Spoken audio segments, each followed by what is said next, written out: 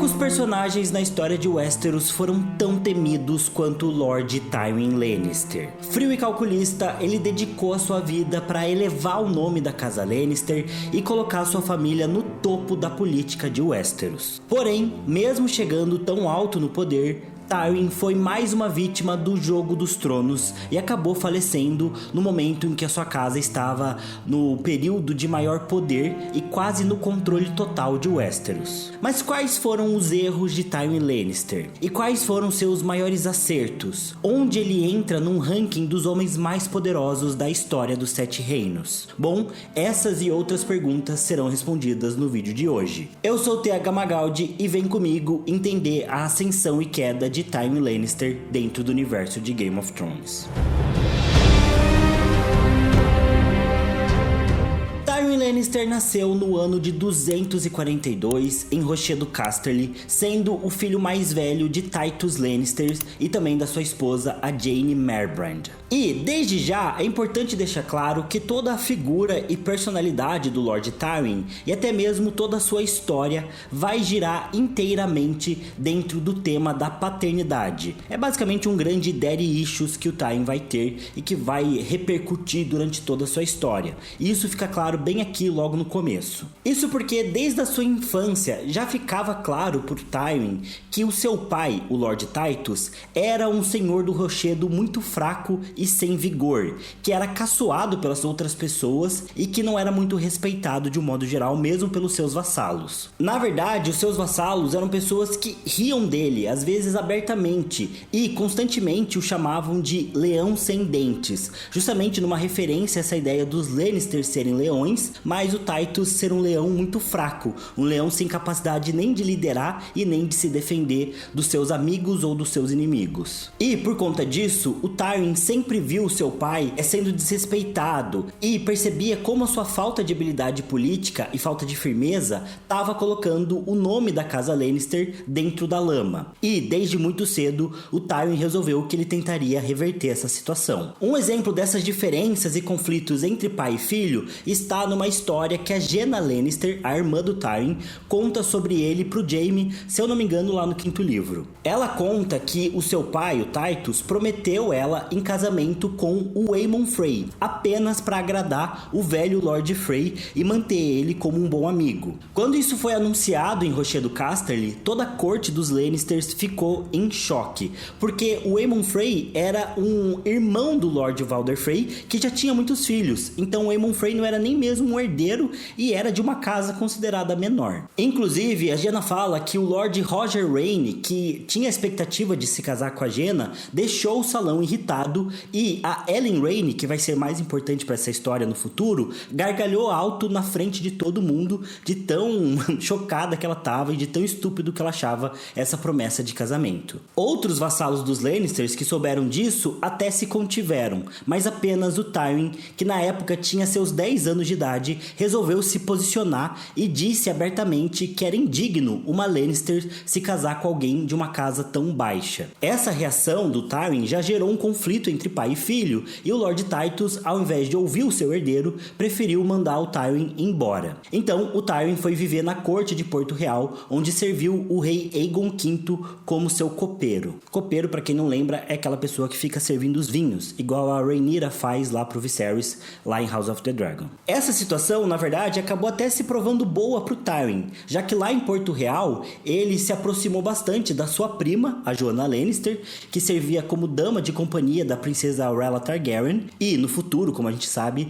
a Joanna se tornaria a única esposa do Tywin e mãe dos seus filhos. Mas, talvez mais importante do que isso, foi o fato de que, servindo em Porto Real, o Tywin acabou se aproximando do príncipe Aerys Targaryen, e também do herdeiro de Ponta Tempestade, o Steffon Baratheon. Essas relações e vínculos se provariam fundamentais no futuro da política de Westeros, então foram bem importantes. Um exemplo dessa importância foi quando chegou a Guerra dos Reis das Nove Moedas, também conhecida como Quinta Rebelião Blackfyre. Apoiado pelos seus aliados de Essos, o Maelys Blackfyre atacou a região dos Degraus e o Trono de Ferro mandou um exército enorme para combater esse inimigo. O Sir Jason Lannister, tio do Tywin, liderou cerca de 11.000 homens das Terras Ocidentais para lutar nos Degraus, e o Tywin também foi servindo como escudeiro. Durante as batalhas dessa rebelião, o Tywin acabou sendo nomeado cavaleiro pelo próprio Aerys, o que ajudou a formar um laço de amizade forte entre os dois. Essa guerra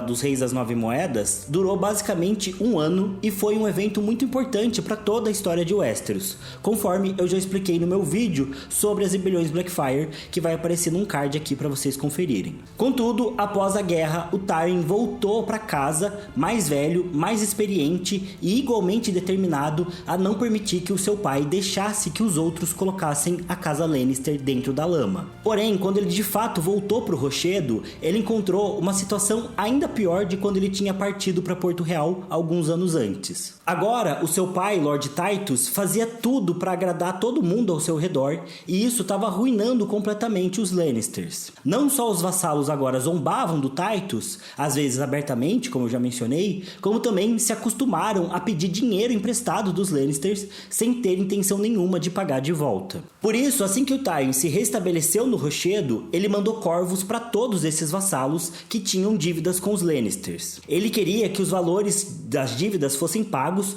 com os devidos juros, e caso algum senhor não tivesse a condição de quitar a dívida naquele momento, deveria enviar reféns para o Rochedo como forma de punição. E para provar que o Tywin falava sério, ele não enviou apenas corvos, como também montou uma espécie de guarda de coletores de impostos formadas por 500 cavaleiros que iam de vassalo a vassalo para cobrar todas essas dívidas. Enquanto alguns vassalos dos Lannisters não tiveram problemas em pagar essas dívidas, outros protestaram. Inclusive, entre eles estavam o Alderan Tarbeck, que foi até o Rochedo para reclamar dessa cobrança e acabou sendo preso pelo próprio Tywin Lannister. Porém, quando o Lord Tytus descobriu o que estava acontecendo, o que o seu filho estava fazendo, ele se provou um líder ainda mais frouxo e mais fraco. Ele mandou soltar o Alderan Tarbeck e falou que todas as dívidas estavam perdoadas e que ninguém realmente precisava pagar mais nada. Inicialmente, o Tywin pareceu aceitar essa situação e se resignou com as decisões do pai. Porém, ele guardou ali no coraçãozinho dele, em especial, as reclamações das casas Tarbeck e Rhaene, que tinham sido as casas que mais pegaram empréstimo dos Lannisters e as casas que mais tinham reclamado de pagar de volta. E, em segredo, o Tywin começou a planejar. O Tywin esperou uma brecha e pouco tempo depois de cobrar a dívida pela primeira vez, ele voltou a agir. Conforme eu mencionei, agora o Tywin estava focando a sua fúria contra os Tarbeck e contra os Rhaene, que tinham sido as duas casas que mais haviam usado o dinheiro Lannister justamente para crescer as suas forças, para reconstruir os seus castelos e para esbanjar riquezas. Portanto, no ano de 261, o Tywin ordenou que os Tarbeck e os Rhaene comparecessem ao Rochedo para responder pelos seus crimes. Mas, como o próprio Tywin já esperava, ambas as casas se recusaram e entraram abertamente em rebelião. Nessa época, os Rhaene haviam se tornado basicamente a segunda casa mais forte do Ocidente, especialmente por conta da influência da Aelin Rhaene. Antes, a Aelin Rhaene tinha sido esposa do irmão do Lord Tytus, o Sir Tyrion Lannister. Inclusive, o Tyrion Lannister era mais velho que o Tytus e ele deveria ter herdado o Rochedo. Mas, quando ele morreu, a Aelin foi obrigada a se casar com o Alderan Tarbeck, que na época era basicamente um senhor falido. Porém, durante o fraco governo do Tytus Lannister, a Aelin, que conhecia muito bem as fraquezas do seu ex-cunhado, usou o ouro Lannister para restabelecer o solar Tarbeck e aumentar o prestígio da sua nova casa. Da mesma forma, o seu irmão, o Roger Rhaene, senhor da casa Rhaene, também usou o ouro Lannister para fortalecer a sua casa e aumentar o seu poder. Quando Tywin os declarou como inimigos do Rochedo, tanto os Rhaene quanto os Tarbeck acreditavam fielmente que já estavam numa posição de força para desafiar os seus senhores abertamente. Mas o Tywin provou que ambos estavam errados. Quando o Alderan Tarbeck e os irmãos Aelin, Roger e Reynard Rhaene desafiaram a sua autoridade, o Tywin imediatamente reuniu um exército exército de 3.000 homens de armas e 500 cavaleiros e partiu para confrontá-los. O primeiro alvo do Tywin foi o Salão Tarbeck. O Lord Walderan não teve tempo de reunir os seus juramentados,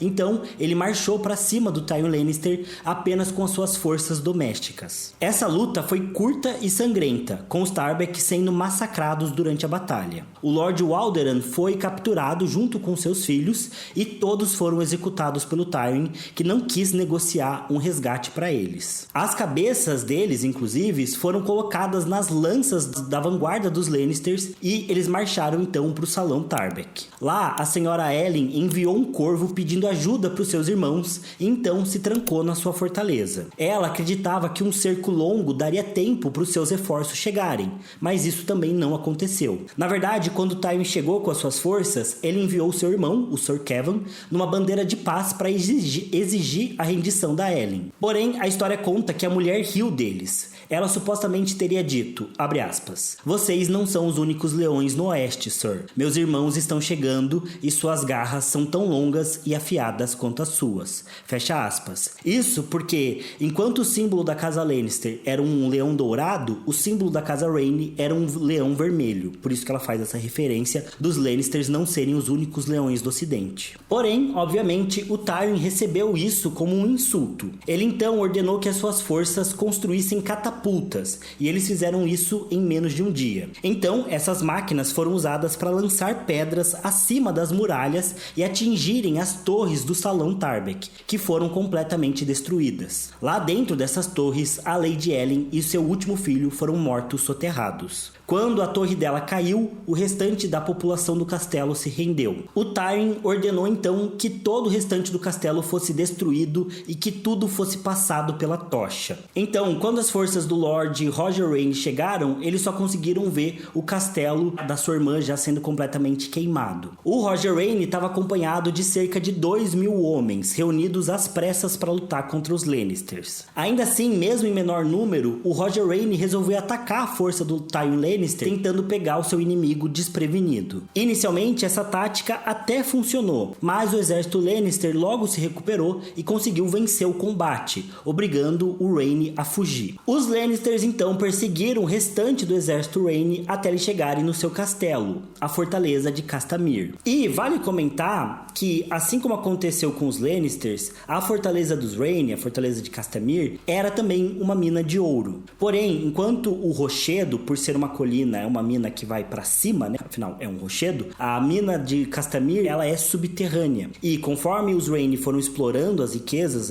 dessa mina, eles foram transformando os bolsões como seu castelo, como seus salões. Do mesmo jeito que os Lannisters fizeram no rochedo, né? Então eles exploravam, cavavam ali dentro da terra, tiravam todo o ouro e os buracos que eles deixavam, eles transformavam em partes do castelo. E, teoricamente, essa foi uma ótima ideia, já que dessa forma a fortaleza de Castamere era muito bem protegida, já que a maior parte dela ficava no subsolo. Os Raine, então, dessa vez se aproveitaram disso. Eles sabiam que a sua fortaleza era inviolável e se trancaram lá dentro. E então enviaram um pedido de rendição para o Tywin Lannister, que, obviamente, recusou. O Tywin mandou selar todas as entradas da mina e fez os seus homens trabalharem para desviar um riacho que ficava próximo dali. Todo esse trabalho levou apenas um dia. A água do riacho invadiu as brechas dos escombros que cobriam as entradas de Castamere e foram invadindo ali os bolsões subterrâneos. Durante a noite, é dito que os soldados Lannisters podiam ouvir os gritos das pessoas presas no subsolo, mas na manhã seguinte estava tudo silencioso. E bom, foi assim que acabou a rebelião Tarbeck Raine. Obviamente, ela ficou mais conhecida como as Chuvas de Castamere, já que os cantores fizeram uma famosa música sobre esse último evento. E de fato, esse momento da luta contra os Tarbeck e contra os Raine resume muito bem a personalidade do Tywin Lannister. Conforme o tempo foi passando, ele foi se tornando um homem frio, calculista, obstinado e muitas vezes cruel, sem medir esforços para provar ao mundo que o nome Lannister não pode ser desprezado ou desrespeitado. Ao final dessa campanha, as casas Rhaene e Tarbeck foram totalmente extintas, com os seus castelos arruinados, servindo como ruínas de avisos para qualquer vassalo que ousasse desafiar o Tywin novamente. Enfim, nós não sabemos como o Lord Tytos reagiu a essas ações do seu filho, mas provavelmente ele não teve coragem de se posicionar contra o Tywin abertamente. De qualquer jeito, em 267, o Lord Tytos morreu de ataque cardíaco enquanto subia as escadas para ver uma das suas amantes. Essa mulher, inclusive, que ele estava indo ver, era de baixo nascimento e ficou famosa por usar as roupas e joias da falecida mãe do Tywin de forma indiscriminada. Inclusive, a primeira coisa que o Tywin fez quando o pai morreu foi expulsar essa mulher do rochedo e obrigar ela a andar nua por Lannisporto, confessando a todo mundo que ela era uma ladra e uma prostituta. Enfim, de qualquer jeito, com a vitória na rebelião Rhaene Tarbeck,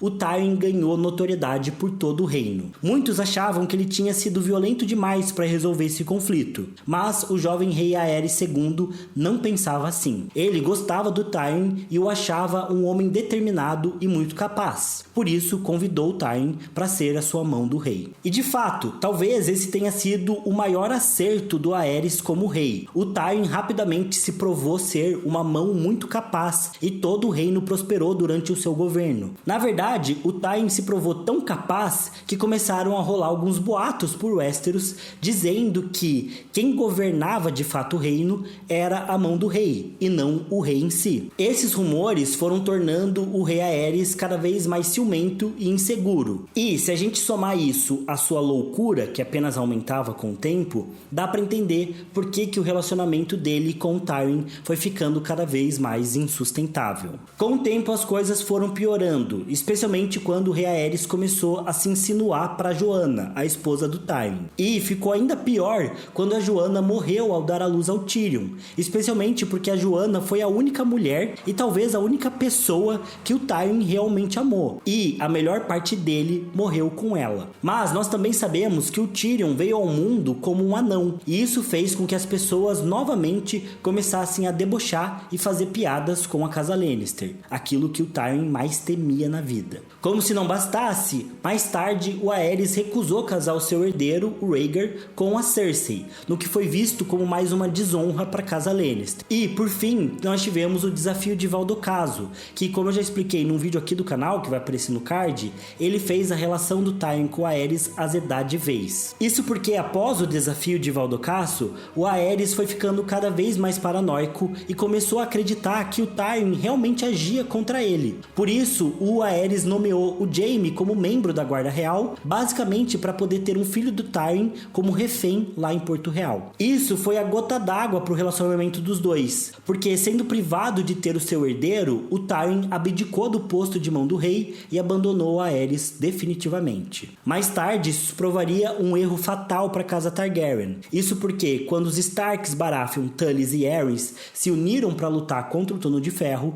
os Lannisters preferiram se manter neutros. Porém, o Tywin Lannister se mantinha um homem frio e calculista. Ele esperou até o momento certo de agir, e quando Robert Baratheon venceu a Batalha do Tridente, o Tywin reuniu as suas forças e correu para Porto Real. Ele se aproveitou da sua antiga amizade com Aerys para invadir e saquear a cidade. E também ordenou que os seus juramentados, o Gregor Clegane e o Amory Lorque, matassem a Elia Martell e os seus filhos. Segundo o próprio Tywin, isso foi necessário para provar ao Robert que, mesmo os Lannisters tendo chegado tarde na rebelião, eles estavam completamente comprometidos com a causa, a ponto de massacrar a família real inteira. E de fato, esse plano do Tywin deu certo. Ele conseguiu convencer o Robert que ele estava do lado dele na rebelião, e mais do que isso, conseguiu casar a sua filha Cersei com o novo rei, unindo intrinsecamente a casa Lannister ao Trono de Ferro. E podemos dizer que esse foi o auge de poder do Tywin. A sua filha estava casada com o rei, os seus netos seriam herdeiros ao Trono de Ferro,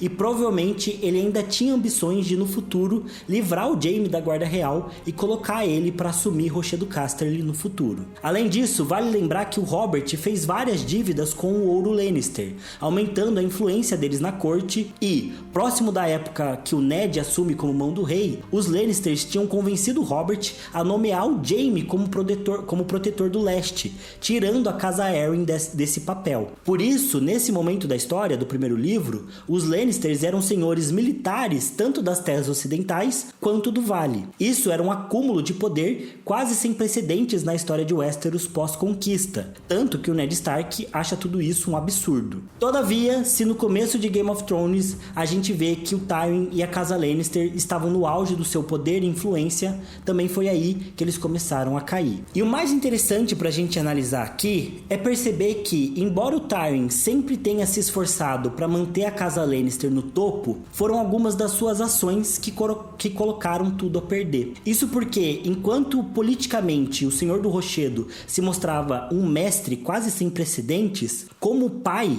ele cometeu muitos erros. Na verdade, talvez o seu primeiro erro de verdade tenha sido não perceber que as ações violentas não ficam impunes. Por exemplo, quando o Tywin permitiu que a Ellie e os seus filhos fossem massacrados, ele tinha razão em perceber que isso convenceria o Robert da sua lealdade. Mas o Tywin falhou em ver que isso também traria inimigos vitalícios para ele. Tanto os Martell juraram vingança secretamente contra os Lannisters, como o Ned Stark jamais esqueceu ou perdoou as ações do Tywin durante o massacre ali de Porto Real. Depois, o Tywin também nunca conseguiu ver a verdadeira natureza dos seus filhos. Ele jamais viu o relacionamento incestuoso entre a Cersei e o Jaime, que acontecia bem debaixo do seu nariz. Da mesma forma, o Tywin também não percebeu que o seu neto, Joffrey, crescia sem o cuidado necessário e que ele não estava sendo preparado para ser um bom líder. Essas falhas do Tywin em não perceber como seus filhos agiam deixaram os Lannisters bastante vulneráveis com o passar da história. O exemplo dessa vulnerabilidade foi como o Stannis e o Jon Arryn perceberam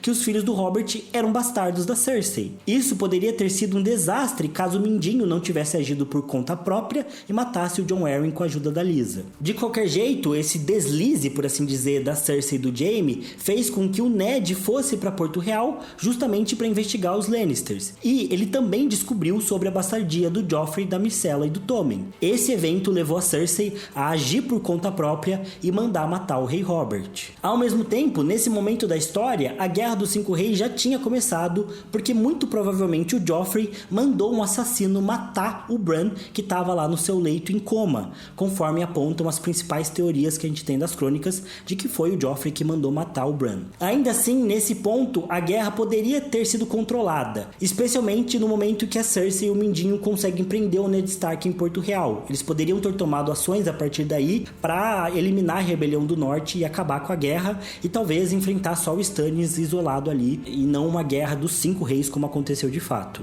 Porém, mais uma vez, tudo fugiu do controle quando Joffrey mandou executar o Ned Stark, colocando o reino num completo caos. Mesmo assim, no campo da política, o Tywin continuou se mostrando um líder impecável. Ele guiou o Trono de Ferro durante todo o conflito, conseguindo unir os Lannisters à Casa Tyrell e sempre também explorando as falhas dos seus adversários. Isso permitiu que os Lannisters vencessem o Stannis na Batalha do Água Negra e mais tarde que ele planejasse o casamento vermelho com a ajuda dos Frey e dos Bolton, eliminando de uma vez por todas a ameaça do Robb Stark. Na verdade, ao final do terceiro livro, o Tywin tinha conseguido estabilizar a Casa Lannister no Trono de Ferro. Com o Robb e o Rhaenys eliminados, o Stannis quase que totalmente derrotado e os Tyrell e os Martell como aliados dos Lannisters. Todos os seus filhos estavam a salvos lá em Porto Real, apesar do Jaime ter perdido a mão da espada. Mas até mesmo Tyrion, o filho mais escanteado, estava casado com a Sansa Stark,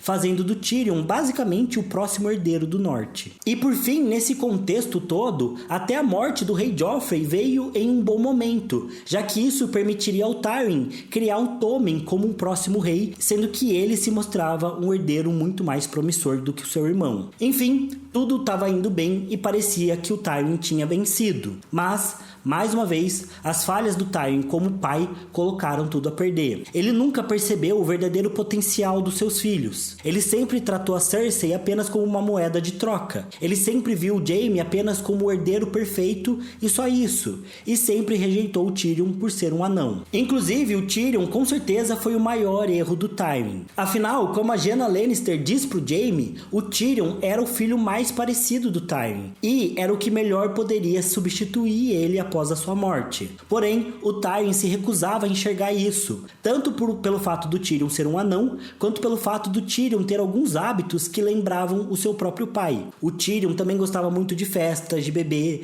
era muito dado às prostitutas, assim como o Titus Lannister também era, e isso incomodava muito o Tywin. Ele via um pouco do pai no Tyrion. Porém, ao invés de tentar consertar o Tyrion, ajudar ele a se endireitar na vida, largar esses hábitos ruins e a se preparar para ser um líder definitivo, o Tywin preferiu só rejeitar o seu filho mais novo. De qualquer jeito, todos os filhos do Tywin sempre buscaram desesperadamente a sua aprovação, algo que ele nunca deu para eles. Isso os levou a agirem de forma cada vez mais desesperada e descuidada, expondo a casa Lannister aos seus inimigos. Por fim, o Tywin rejeitou o Tyrion ao ponto de permitir que ele fosse morto por um crime que ele sabia que o Tyrion não tinha cometido. Mas, mais uma vez, o Tywin subestimava o quanto o Jaime amava o seu irmão ao ponto de trair o pai e salvar o Tyrion. E, como todos sabemos, o fato do Jaime salvar o Tyrion colocou ele no caminho do Tywin e o filho matou o pai antes de fugir para Essos. E, assim, os Lannisters ficaram definitivamente expostos. Um Tyrion exilado em Essos e como um fugitivo,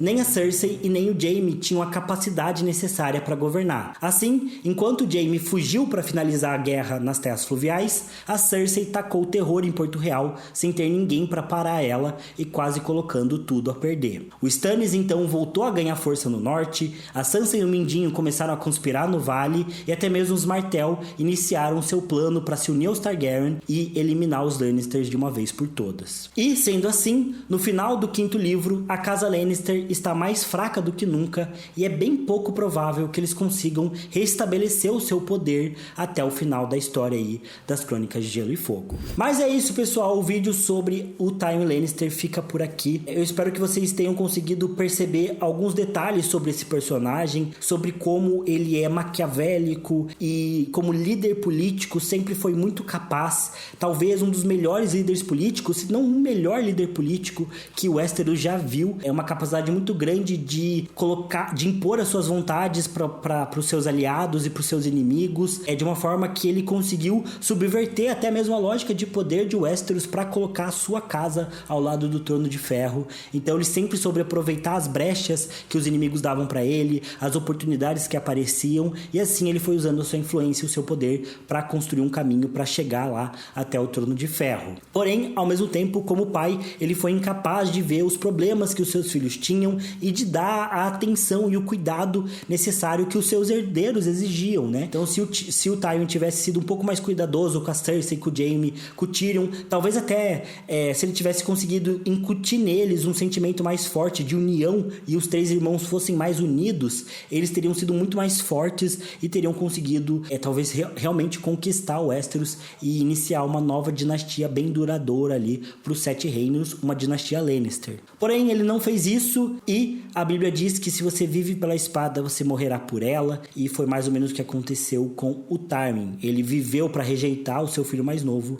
e isso acabou se voltando contra ele no final e ele foi morto, inclusive de uma forma bem humilhante, provando que o Lord Tywin Lannister não caga ouro. Não, ele caga muito normal, como todo mundo. E no final tem toda a situação do seu corpo, né? Lá no septo de Baelor, completamente podre, provando que o Tywin não era nem nada especial, que ele não tinha nada de místico nem de mágico. Ele era só um homem comum, com defeitos comuns. E talvez tenha até as teorias que dizem que ele recebia prostitutas, e tanto que Porto Real, que a Fortaleza Vermelha tinha, né, nos aposentos da mão do rei, uma entrada secreta para prostitutas, e que tinha sido o próprio Tywin que tinha colocado essa entrada lá. Então ele abominava publicamente as prostitutas, mas na escondida ele gostava delas, tanto que ele foi morto junto com a Shai, que era a prostituta do Tyrion. Enfim, é um personagem bastante complexo, muito interessante. Acho que tá no meu top 5 de personagens que eu mais gosto das crônicas. E eu gosto bastante da casa Lannister. Não admito isso sempre, porque eles têm alguns problemas bem graves, né, nas ações deles, mas eu de fato gosto bastante da casa Lannister e o Tywin é um desses motivos. Talvez toda a situação da rebelião Tarbeck Rhaene seja o momento história das Crônicas de Gelo e Fogo que eu mais gosto. Eu gosto muito também da rebelião do Robert massacrando o Rhaegar no tridente, mas eu acho que como um todo, a rebelião Targaryen é o momento da história de Westeros que eu mais gosto. Mas é isso, deixe nos comentários o que vocês acham sobre o Tyrion, se vocês gostam dele, se vocês não gostam, se ele é um bom personagem, se ele é um personagem ruim, o que vocês acham sobre ele. Também não se esqueçam de deixar o like nesse vídeo e se inscrever no canal caso vocês ainda não sejam inscritos, que eu vejo vocês no próximo. Valeu, falou e até mais.